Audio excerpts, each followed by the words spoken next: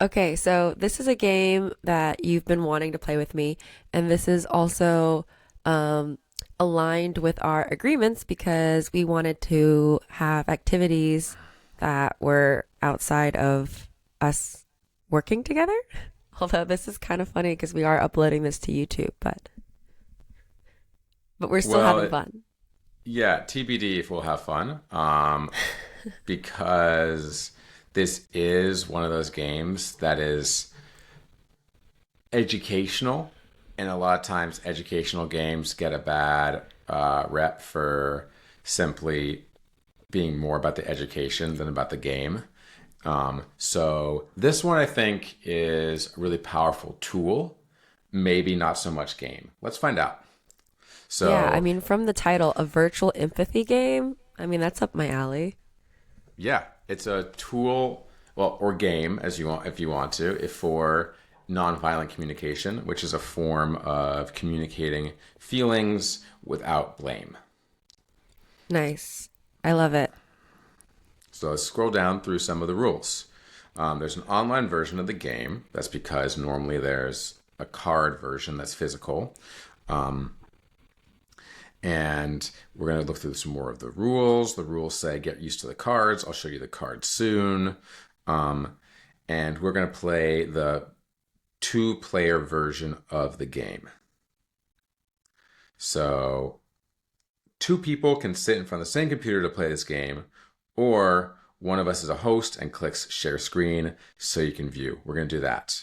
So um, I'm going to be the listener slash empathizer, and you're going to be the speaker. Here is your Okay. job as a speaker, your role. You Hmm. describe a situation for which you'd like to receive empathy. Both the Okay. speaker and the listener look through the feelings deck as the listener opens them and together select all that fit the situation. Okay. And then the listener, that's me, I'll stack the cards on the left side of the table. Then we'll go back and look for more cards that maybe we didn't think, basically any more feelings that would go through it. Um, and then the speaker, that's you, we're going to go through the feelings cards, select the top 5 to 8, and then the listener reorganizes them by stacking them. And we're going to get rid of all the extra unused ones. Now, um, I'm going to guess the needs. So I'm saying, oh, I'm wondering if you're needing X or Y or Z. And then you let me know if it actually fits. Um, so there's no way to win. Um, This is just like it's an exercise so we can communicate better, basically. yeah, I don't think there's any way to win. Like you go through this, and at the very end, we describe how the experience was for us. Um, but you let me know. I mean, I guess you could say that you lose points if I'm guessing things that you're not actually needing. But even there, I think that me trying to guess things that aren't landing is a way for me to get actually realize I'm maybe needing more information. So I don't Yeah. think that's actually losing.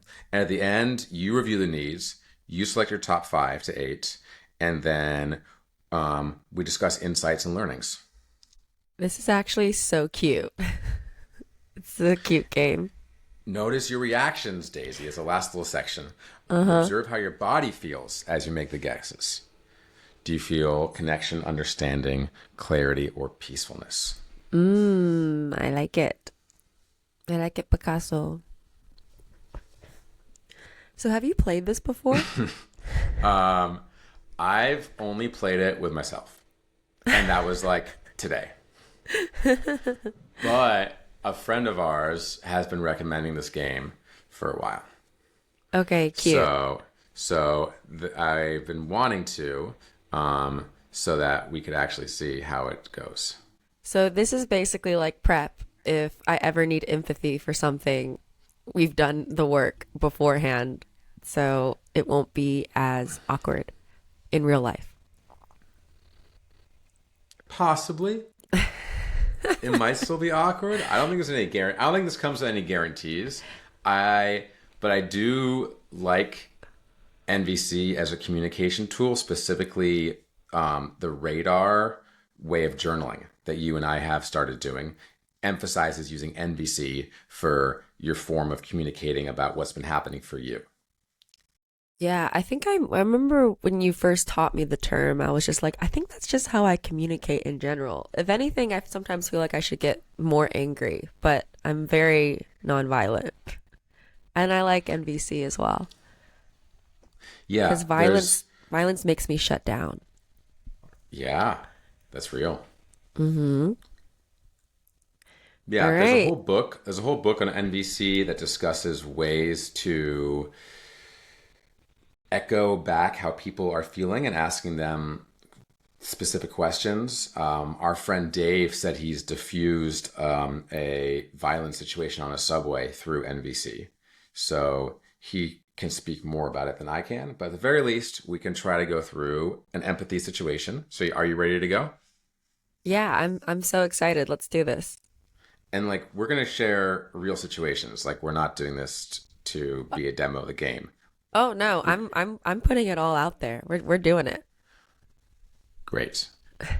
Okay. So I have to think of a real situation where I would want empathy from you, Mm-hmm. right? Okay. Let me think about this. Something that I would want empathy from.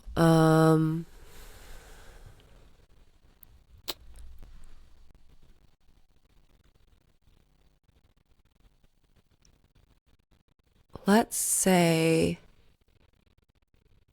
I okay, this is a real example. Let's say like, because you know that I suffer from like severe insomnia sometimes, and it can be a really challenging experience for my loved ones because I could literally go a whole day without sleeping, and then the next day I feel like I'm acting really erratic or just on edge, and I'm not like the grounded, balanced version of myself that I would like to be.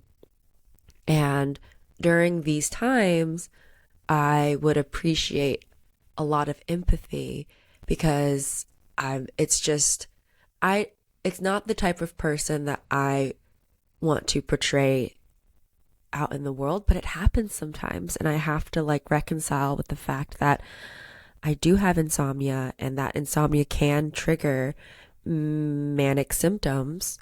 Um, and a lot of times I get embarrassed or I like start regretting all of my actions. And then that leads to me dissociating those memories.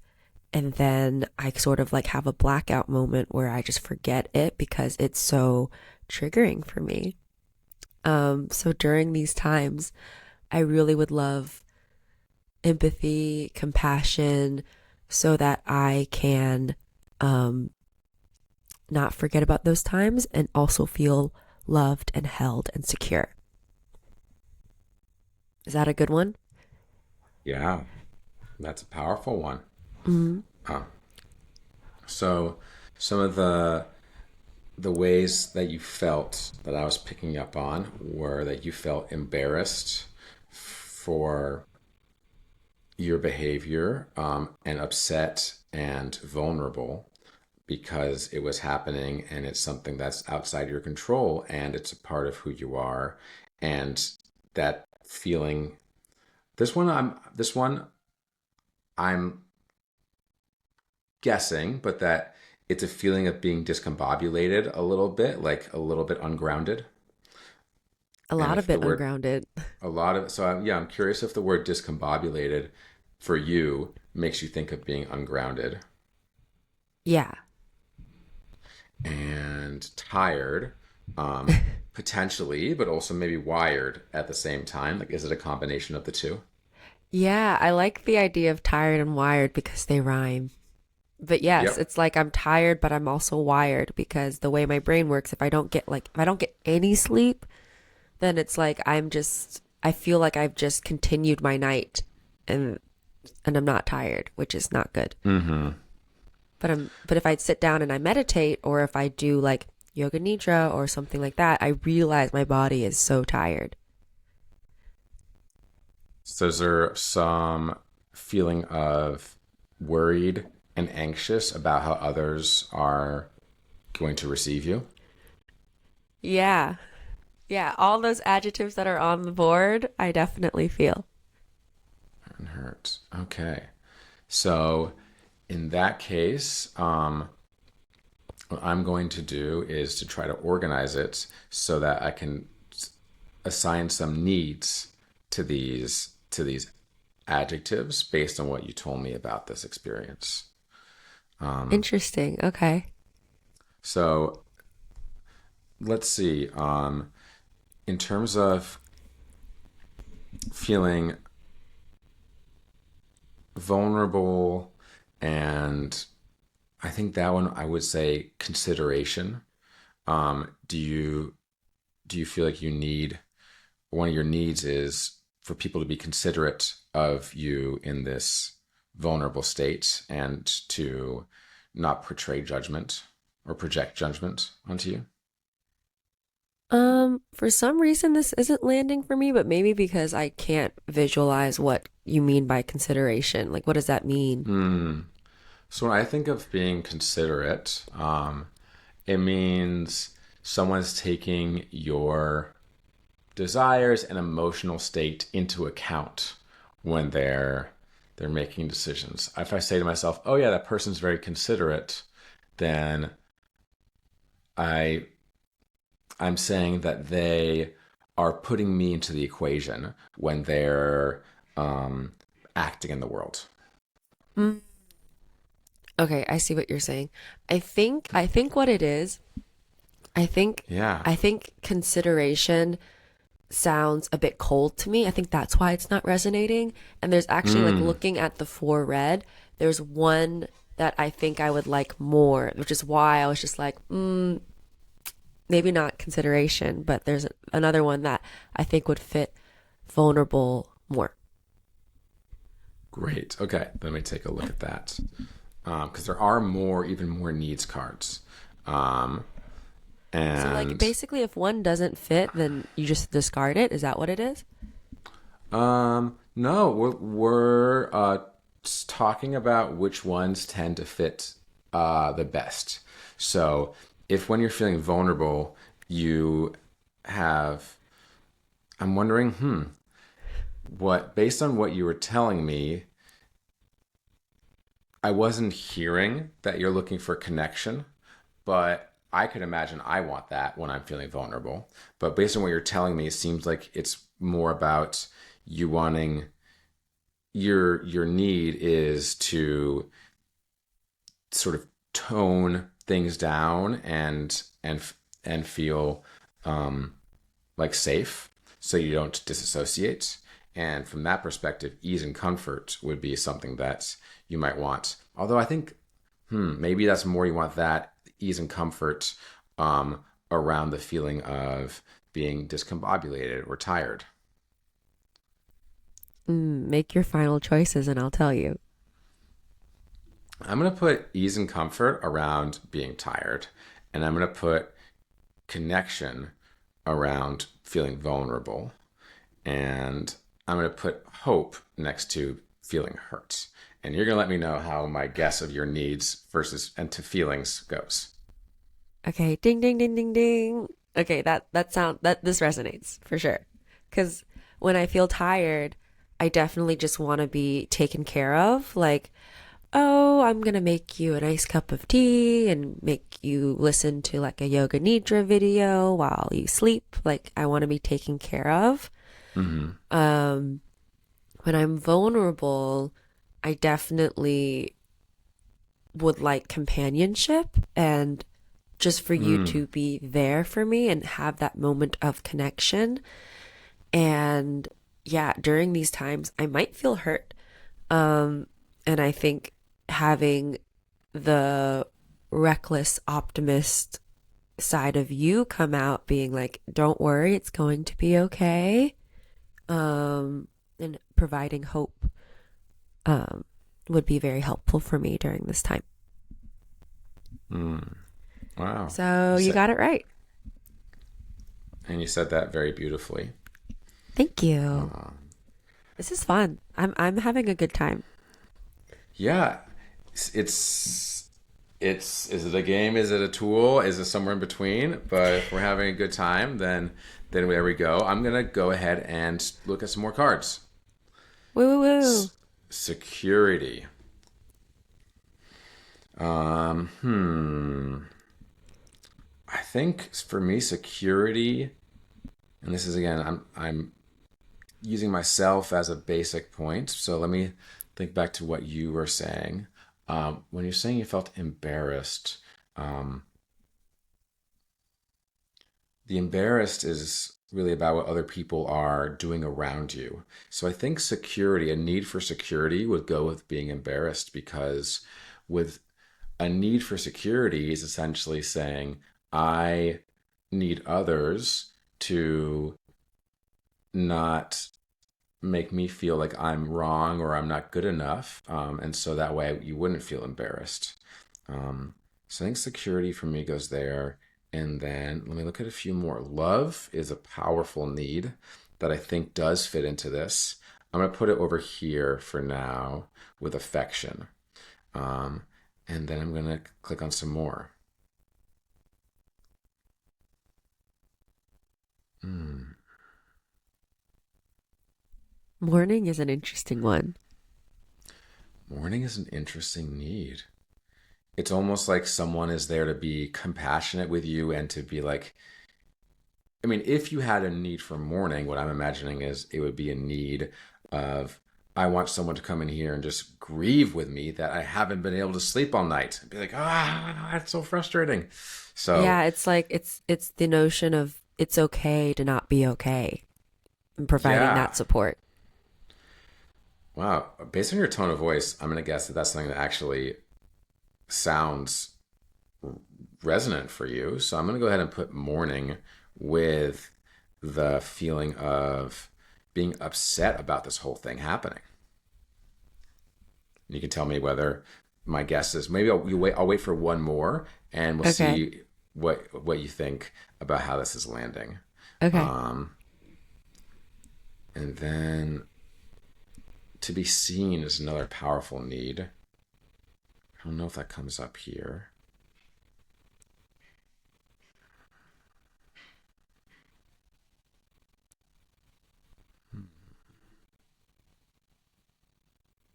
And I think acceptance to me goes with that when you're discombobulated, you have a need for acceptance that people who are around you just say, okay, that's just how it is. And we're okay with that. So, yeah, here are my three guesses of needs to associate with three of your feelings. Okay, this is very interesting. I will say you got one out of the three right. Um, do you want to guess which Yeah. ones I'm thinking? Which one you think is Well, the right one? n- no, at this point, I have some hints based on your tone of voice and reaction. So I think Uh-huh. I'd rather just hear from you how all three of these landed and which ones don't seem right. Okay, let's do that. Let's start from the top. So it's interesting that maybe I led you astray with the morning one, because I think for me, because I am such a reckless optimist, the idea of you mourning with me doesn't resonate as much just because like I would want you to have more of a positive attitude versus a Mm-hmm. versus a sad attitude. I think that would also make me feel sadder, at least in this situation. Like maybe for example, if God forbid Sunny passed away and then I would need I'm not saying that mourning is a bad thing. It's just in this particular empathy situation, I don't know if I would want mourning. Um yeah, I Yeah, it's going think. into the discard. Yeah, I think so. Mm-hmm. Um, That totally resonates with me. yeah. Mm-hmm. And then with the embarrassed one, actually, I think security is not a bad option. I don't want you to think that that's the it's not that it's a bad option. It's just that I think in this, when I'm feeling embarrassed, I think I would actually prefer to feel love. Um, like, Mm.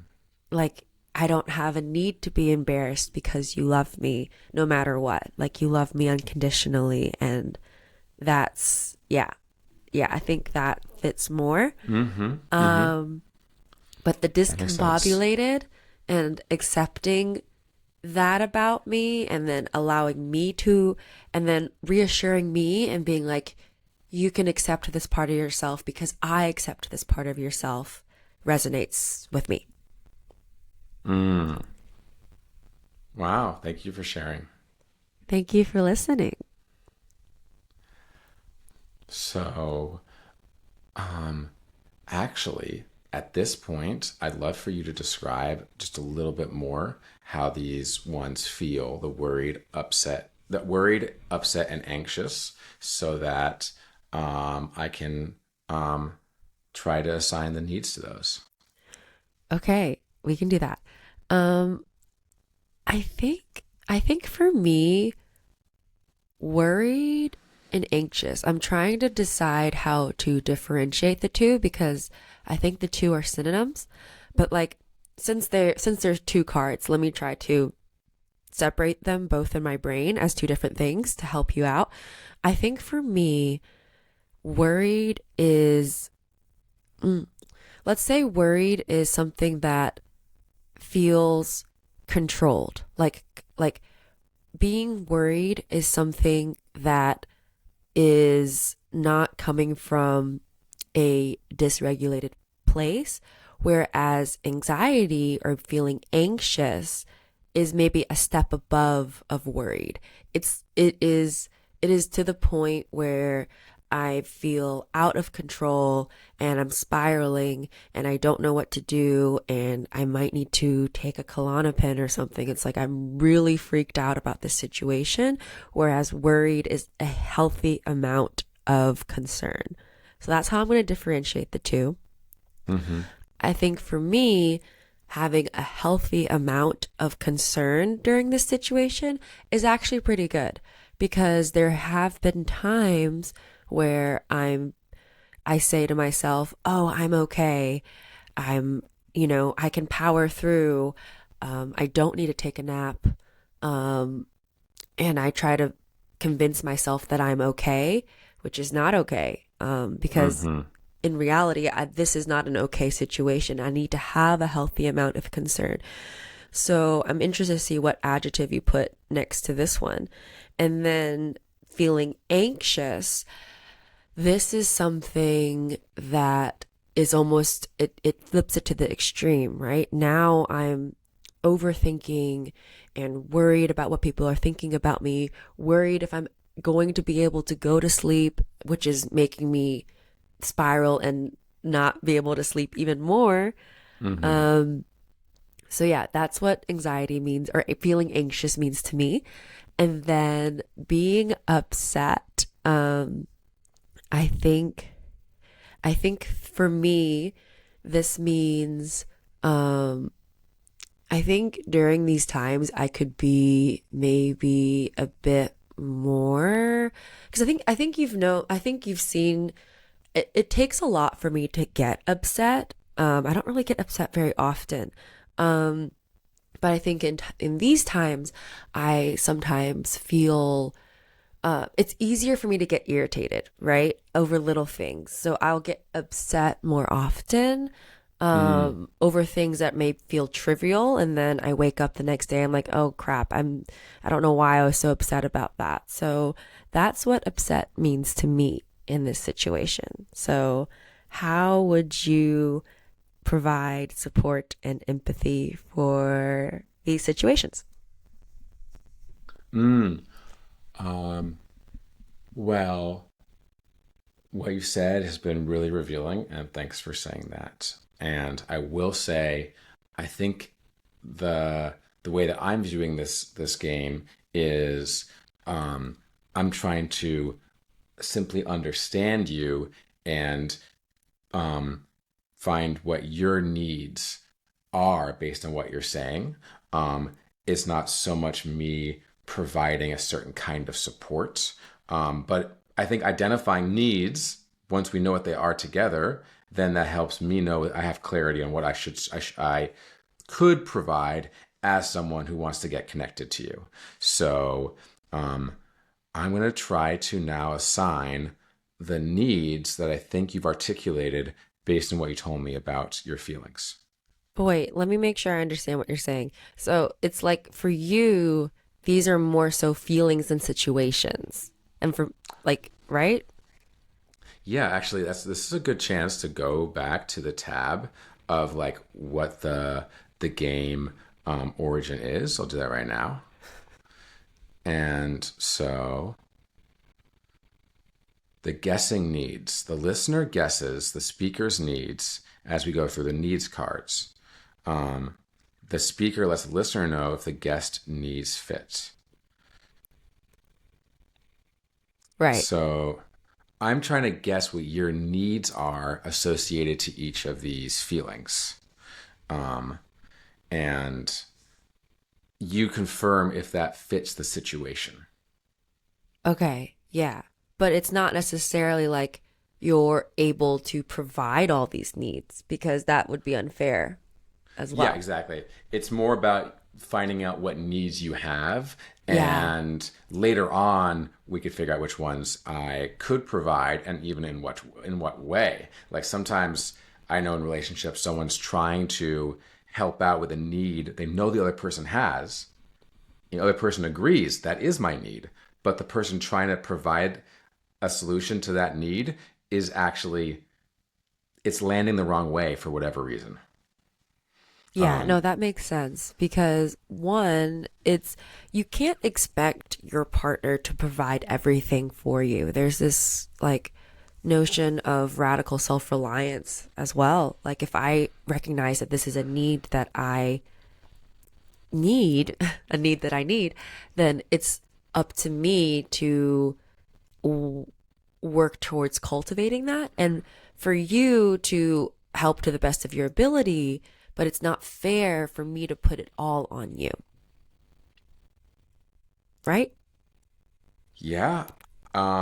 Fairness is tricky in that regard, but um, it's also very possible that some of these needs, like for example, like you said, I'm gonna actually jump to this one right now. You said that you would want, if you were anxious, that maybe the solution is medication. And so in this case, I'm actually going to put the need for balance when it comes to um, being anxious and balance here, meaning you're actually going to take the steps to balance neurochemicals because this is a need for balance at a different level than what I could provide with words. This is balance at a potentially chemical level. But whereas worried, when you were describing that, what I heard from you was that your worry can sometimes, it's often in control. The anxiety is when it breaches control, but with the worry is something that you are consciously worrying and thinking to yourself, oh, I haven't slept. Maybe I should do a nap. And in that case, your worry might actually be making you realize your need for health and well being, which might be a nap, it might be taking magnesium or whatever types of tools people use for treating insomnia. Um, I think that that is, well, I was hearing that you will worry, and the worry can sometimes be itself useful if you're finding solutions to your insomnia by thinking about it. Um, and then with your upset, I'm going to try to remember what need was associated with the feeling of being upset. You were saying that you don't often get upset. Um, and let me go through some of the possible needs that could be associated with the upset. Um, I mean, I will say one kindness. of those could fit for that. Okay, the ones here. Yeah. Yeah. Hmm. Actually, maybe even two. Okay, given that you've told me that it's like 50-50, I'm probably going to mess it up now. Wait, But why? Isn't that giving you a better I'm chance? if it is, I'm going to go with to matter and belong because that's what I would want during my upset, and I've kind of forgotten what you said. What is what is to matter? What does to matter and belong mean to you? Because I think from uh Wow, I just revealed my soul. Oh, I want to matter and belong. What does it mean for oh, me? It's feeling valued. It is to belong is to be told that I'm a part of the group, and to matter is being told that I'm a part of the creation of meaning that we all do together in society or as in relationship. Um, and I think that, yeah, when I'm in upset, that's a need that I have is to be told, hey, you matter. And um, maybe it's because often maybe when I'm in upset, it is about feeling useless and like I'm causing more harm than good. mm, yeah, I like that. It's funny because that's not what I was thinking in my head, but that does resonate to a certain extent. Um, I like to matter and and belong.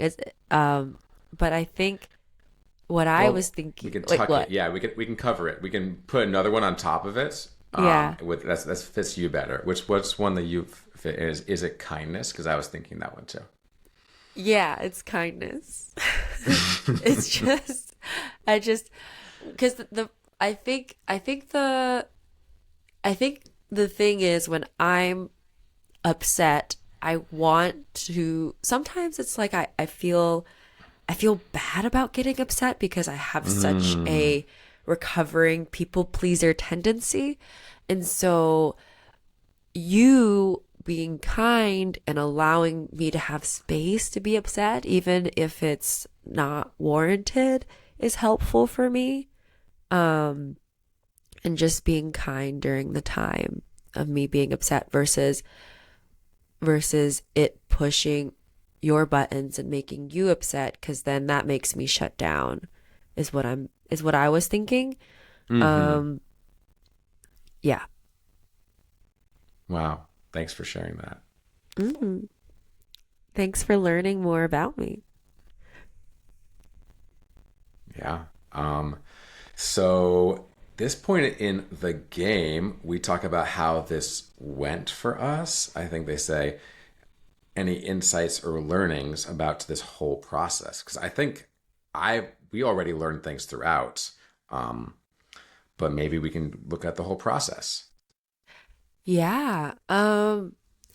I think this was a really valuable and interesting exercise for me, and I'm glad that we recorded it and it's gonna be memorialized online forever as long as there's still internet and digitalization, I guess, in the world. Who knows? Maybe we'll go into an apocalypse and all of this will be lost. But for me, this was very special because I think this particular situation is something that like plagues my existence and has plagued my existence for over a decade now. And like, I've never taken the time to think about well, I've taken the time to think about it, but I've never taken the time to map out what do I need in these situations. And I feel like now I'm better equipped when I am actually in these situations to really articulate what do I need um, for myself, for the people around me. Because oftentimes, I feel really lucky that I have a group of friends and family and loved ones that like want to support me during this time because they know that it's not necessarily like a representation of who I am, right? I can be a really shitty person during these times and I feel really I know that a lot of people who are bipolar don't necessarily have this support system. And I feel really lucky that I do. But I oftentimes have a struggle articulating what do I need from these times. And usually what I tell people is, I want you to not worry about me because you worrying about me makes me worried. That's what I always say. And it's funny that worried is one of the things on there because it's like, actually, really realistically, of what I want when I'm worried is for someone to empathize and articulate that I should be focusing on my health and well-being in a very soft and kind way. I think I was actually wrong to say I want people to not worry about me, because if that were the case, then I probably wouldn't feel loved or held, right? Um yeah, I think, Hmm. and yeah, it's I literally like almost want to take a screenshot of this, and the next time that someone asks me, I can walk them through, okay, I might be feeling this way and this is what I need. I might be feeling this way and this is what I need. So this was a really eye-opening and really helpful exercise for me, actually. Yeah. Yeah, I'm really thankful that you chose the experience of insomnia as the one to talk about, given that just happened. Like, I don't know if you had any insomnia bouts that lasted a whole night before this month of August during our relationship so far. I didn't know. I haven't known about them. Um, Yeah, it's interesting to think about that we're sort of kind of still in the honeymoon new relationship phase. And I think and I've mentioned this. I've mentioned this to you before. Is I, for the beginning of a relationship, thought of us more as like creative collaborators, that we were helping each other during the good times to elevate each other, versus me seeing you as a place where I can come when I'm down or if I need comfort, just because of the nature of um, your existing relationships and the time that we get to spend. But we kind of naturally progressed into us being a safe haven for each other. So now you're getting to see this part of me that I low-key hid from you for a while. So yeah. wow. Wait, did you have some nights of no sleep and insomnia? Like, we started dating 7 months ago, sort of sometime since then. Yeah, definitely. Wow. Yeah, and I just, well, and I think also it's like when you were actually in New York, um, I think we were talking less frequently. Now that we're long distance, it's like we're talking more as well. So you get to see me more of my day to day. Mm-hmm. When you're Yeah. in New York, I think we saw each other maybe like once a week, maybe And it more, was it maybe like was two and to it three was like times. texting, but it was like Yeah, texting to be like, when are we meeting up? And then it wasn't texting being like, did you sleep last night? Did you sleep yeah, last night? exactly. But I'm actually very thankful to have you see this part of my life and feel like very supported, because I think there is like this sense of embarrassment. I don't want a lot of people to know this about me because I really pride myself in being someone that is put together, mentally stable, and not a burden. And so I feel like when I'm in this state, I'm such a burden. Um, but now I know that I want love if I'm feeling embarrassed. So, Yeah. And I, yeah. I don't think, at least the one time that I knew about this, which was like 2 weeks ago, 1 week ago, we actually recorded a podcast episode together, We sure and did. and I didn't see you as being a burden. I did notice though that I felt like I was seeing a new side of you. You were. But at the Yeah. same time, it's my first time seeing you live behind a microphone with a podcast gear. And so I really wasn't sure if I was seeing podcast Daisy or Insomnia Daisy or podcast Insomnia Daisy, which is a whole new persona combined. And I also had wanted to say a wish I have for this podcast is that we're showing up really authentically ourselves. Um, and I really wasn't sure to what extent Podcast Daisy was a persona where you were acting over the top, or if it was your just channeling of who you were in that moment being kind of more over the top and dramatic than the Daisy I'm used to. So that was a whole initiation that I was going through, meeting all these daisies at once. Oh, wow. Yeah, I was really mixing inner aspects, I think. I was mixing this. Well, it's funny because now you're seeing like grounded podcast Daisy. So oh, also we've been recording in the morning for me. I know 10 a.m. is not early for you, but it's early for me. So I'm like Nico at 11 p.m. right now. If we were to record at Mm. 9 p.m., I'd be way more hype. Um, but yeah, and it's funny. I'm curious how people are gonna look at these two episodes, but it's like you're getting a mix of podcast Daisy because and also we're recording in the evening, and also I was a little manic, and so I am hilarious. I think everything is. I have a huge like what Michelle thinks. I have a bubbly personality in general, but when I have a little bit of hypomania, it's like a big bubble, and you got the big bubble. Yeah. Yeah, I got like a stage presence, and I was like, Uh-huh. stage presence? Are we doing that? Are we doing that with this project? Or No, but but that was like, authentically me though. I wasn't putting an act on at all. That was just a different version of me. That was just my hypo podcast personality. hmm. Yeah.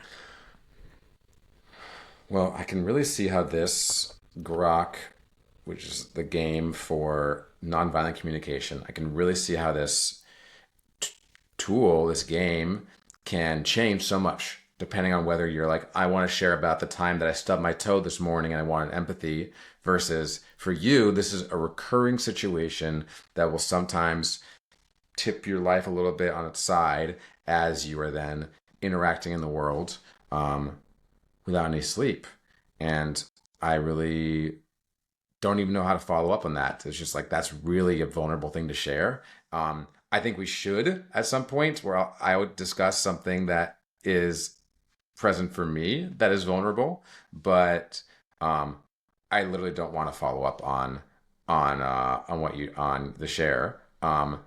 This has been like emotionally a lot and enough for me to say, hey, this is going to come to a close in a few minutes. Um, because we went through, not only did we go through the 8 emotions that we picked here, but we went through other ones to see and sort of like, it's almost like a tasting menu when you're ordering at a restaurant.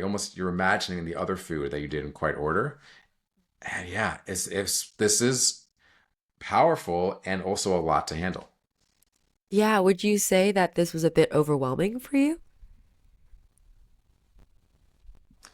I think the way that I work is I can feel into my energy limits.